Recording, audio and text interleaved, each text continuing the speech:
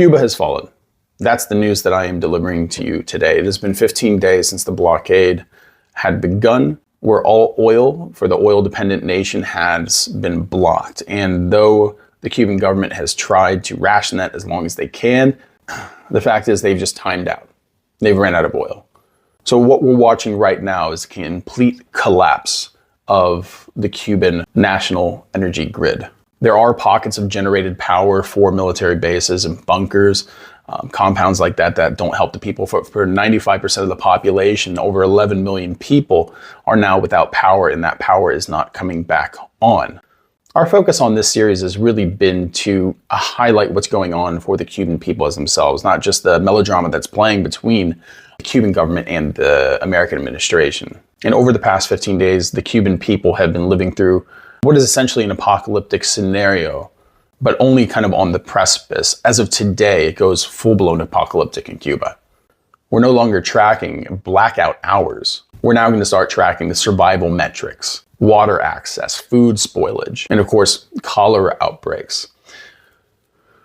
This, of course, is because with the massive energy grid failing, sewage system sanitation processes have also shut down. So all throughout the country, there is sewage overflowing on the streets. That means that disease is essentially spreading. With no available clean water to 90% of the population right now, that means that the only sources of water that they have, especially without the ability to purify that water or boil it, what you're going to see is massive waves of disease hit over the next couple weeks, because these take time to incubate. It's going to run through the population of 11 million people in a country 90 miles south of Florida. Now, there was an announcement by the Russians 2 days ago that they were going to be sending humanitarian aid in the form of fuel to Cuba, but yesterday, Russian state-flagged tanker Academic Passion declaring its cargo humanitarian fuel was actually stopped 12 miles outside of Cuba and boarded by U.S. forces. So as far as anyone breaking the blockade, it looks like there is a kinetic stalemate that's happening right now. But what does that tell the Cuban people is that there's no help coming. There's no oil coming. But because yesterday of a massive fire in the most important oil refinery in Havana, even if oil did come in at this point, say a negotiation was made between the Trump administration and the Castro government in Cuba, the fact is there'd be no way to process any kind of oil. So there's nothing that the people of Cuba can do right now. They've been reliant on a failing infrastructure for too long. And now that it's shut down and the only way to process oil for fuel, at least the fuel that people use, there's no way out of this. There's no way out of this. A state-run internet and cell service has essentially gone down. The only way of having any kind of communication in Cuba right now is through amateur ham radio operators and whoever was able to smuggle in satellite phones before the blockade actually happened. Now, the U.S. victory of enforcing this blockade has really come at a massive diplomatic cost at a time where diplomatic tensions across the world right now are incredibly fractured. The only support from another nation that the U.S. has had on its actions in Cuba has been Israel. And with Cuba looking like it's going to be America's Gaza in the Western Hemisphere, I doubt there's going to be any support coming from anyone else. Now, the UK has remained silent, but France and Spain have issued statements stating their grave concern. But the UN Security Council meeting is calling to contemn the U.S. actions because it's leading to a mass starvation of people. Now, be assured that if that's what this leads to, which it most assuredly will at this point, because even if you bring in food, there's no way to cook it. Even if you bring in oil, there's no way to process it. This would be the largest humanitarian crisis that is now happening here in living history on the Western Hemisphere.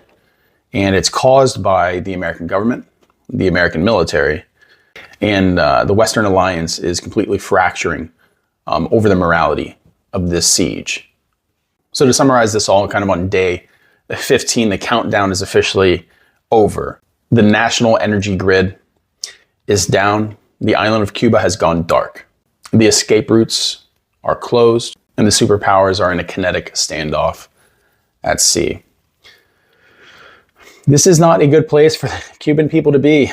And there is essentially nothing going on American mainstream media when it comes to coverage of this. And I think that that's on purpose. It was easy to seal off Cuba.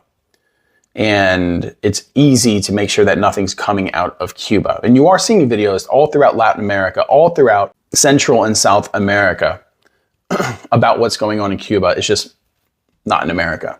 You're seeing it in Canada, not in America.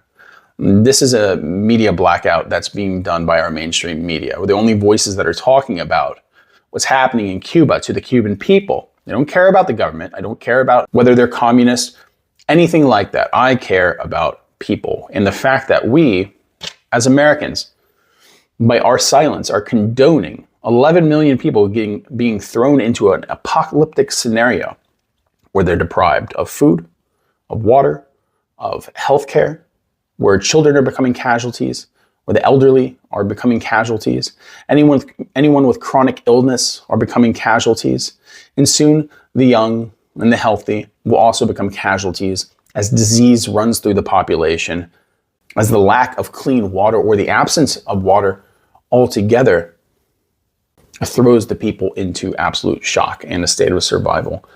Now, the hope from the U.S. administration is that this kind of pressure that was put on the people would force the population's hand to confront the government. But the fact is the people have been thrown into a state of survival almost immediately. That's how fragile the Cuban system actually was. And the Black Berets did their job. I mean, listen, they went from securing energy resources, securing fuel and food sources, to quickly cracking down. There was only 2 real protests that has happened this entire time. And what happened is exactly what you think would happen.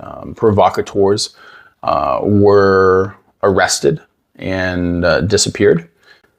And the people know, and they understand that even if the government falls, there's no immediate change. So we'll keep following this and let you know what's going on as the situation continues to degrade in Cuba. But we appreciate your time and your attention on this one. If you're still here at this point, like and subscribe. Ring the bell for notifications. That way you're getting more of these urgent messages that are coming out. But we appreciate you guys as always. Let's hope that the Cuban people do have a way out of this. And it's not going to turn into what it looks like it's going to turn into. But food for thought, everyone. Take care.